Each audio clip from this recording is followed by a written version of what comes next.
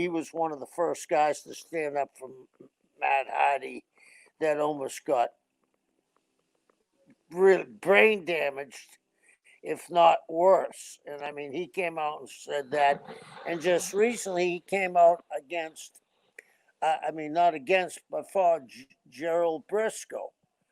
Mm-hmm. And in case these young people don't know Gerald Brisco, I'll explain Gerald Brisco. Gerald Brisco, the Funks and the Briscoes were the hottest thing in the 70s and early 80s in the professional wrestling. And if it wasn't for the Briscoes selling their percentage of Georgia Championship Wrestling on that Black Saturday, Vince would never have gotten Georgia Championship Wrestling, where he ended up selling it to Jimmy Crockett for $1 million because he needed it to create WrestleMania 1. Without that, there would have been no WrestleMania. And Gerald had worked for him for 36 years. That's amazing. Yep. 36 years. And some people say, well, he's worked for 36 years, he should retire. Gerald started wrestling when he was 5 years old, like his brother. It's all he knows.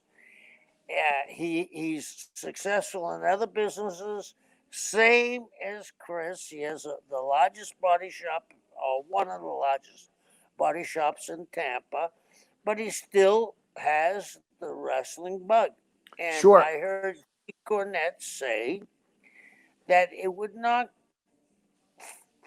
upset their budget at all if they kept them on a retainer of $1,000 a week. They are paying guys at their school at the center who will never make it big money. Gerald Brisco, a Hall of Famer, 36 years he gave to one company, and they let him go. Yeah. And they let him go, and it wasn't that he was always behind the scenes. Remember, he was Vince's stooge with Pat Patterson. And he played a great character. It was so comedic. It was wonderful. It was fantastic what he did. He got them through some tough times. And when he was out looking at amateur wrestlers, John, he probably could, at his day, when he was 50, he probably could beat 3/4 of them because he was his brother was 3 times NCAA champion, and Gerald was a 1-time NCAA champion. These guys were really wrestlers. But what do you think about Brisco, Chris? Well, this is on topic but off topic. As a healthcare provider, one of the things that I saw when outside of the Gerald Brisco situation itself was on the internet, you had people chiming in, well, he was there for 36 years. It's time for him to retire. It's time for him to do X, Y, and Z. Speaking from my personal experience, I see people in all walks of life. I'll see Mr. Smith, who's maybe 62 years old, just to grab an age, and he comes in for his knee. I don't see him for 3 or 4 or 5 years. And in that time, he may have retired.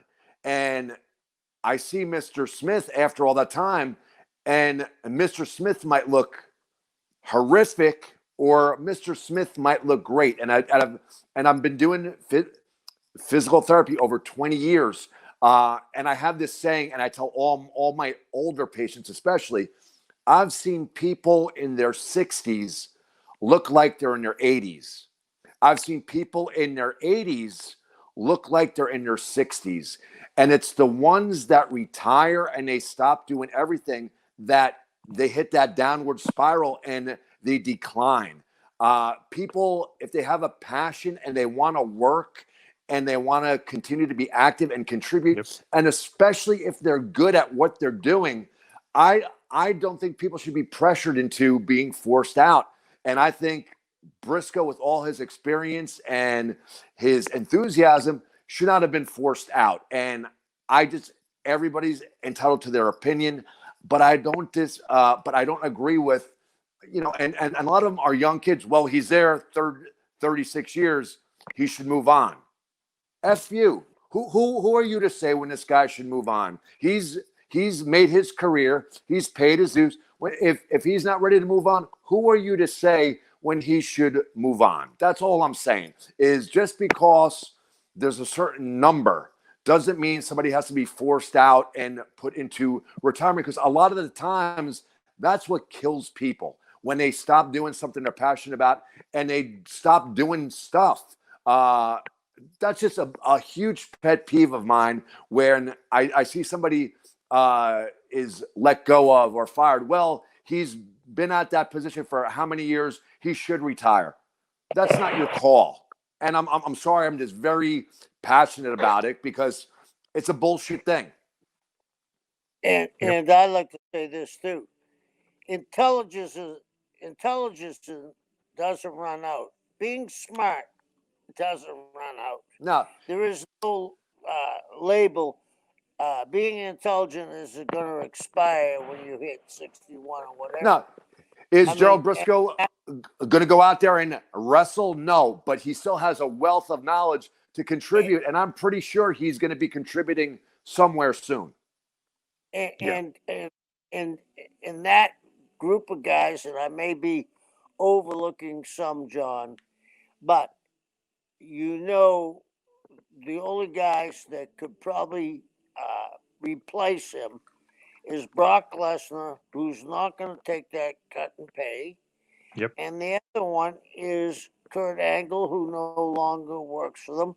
And Kurt would be a great, I believe, I've never met Kurt, but I believe I've seen his matches, which are just tremendous. I think Kurt would be a great teacher, a coach, or a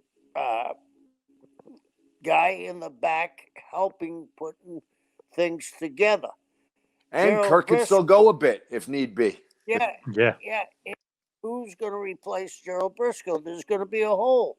And because there's going to be a hole, they're going to miss somebody that's a great amateur wrestler that's going to become the next Kurt Angle. And because of that, he'll end up at AEW or Impact or Ring of Honor. And that one mistake could be the crack in the ship that hit the iceberg, meaning the Titanic. You might miss the next rock. Yeah. Yep. And Brisco was responsible, really, for getting Kurt Angle, Lesnar, Shelton Benjamin, those guys to sign all those good amateur wrestlers. So he's out there being the great talent scout that he was and still is. Absolutely. And I'm going to give a plug. MVP, Bobby, and Shelton, there isn't a hotter group right now in pro wrestling. A, they look like wrestlers, and B, they can go. And like you said, John, they were brought into the company by Gerald Brisco. Who else could have talked to them in their language? Because I was an amateur wrestler.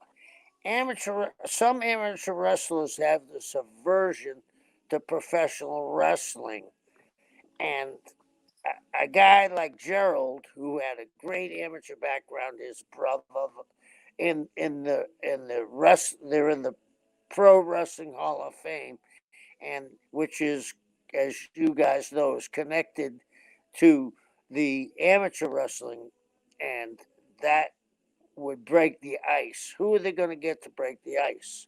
So that's just my take on it. Thank you for watching the Hannibal TV. Please like this video if you enjoyed it and click the subscribe button to not miss any of our latest shoot interviews, match videos, or news updates. Support us on patreon.com for $1.99 a month to watch our full shoot interviews ad-free and help our channel grow. Follow us on Twitter at the Hannibal TV for instant updates.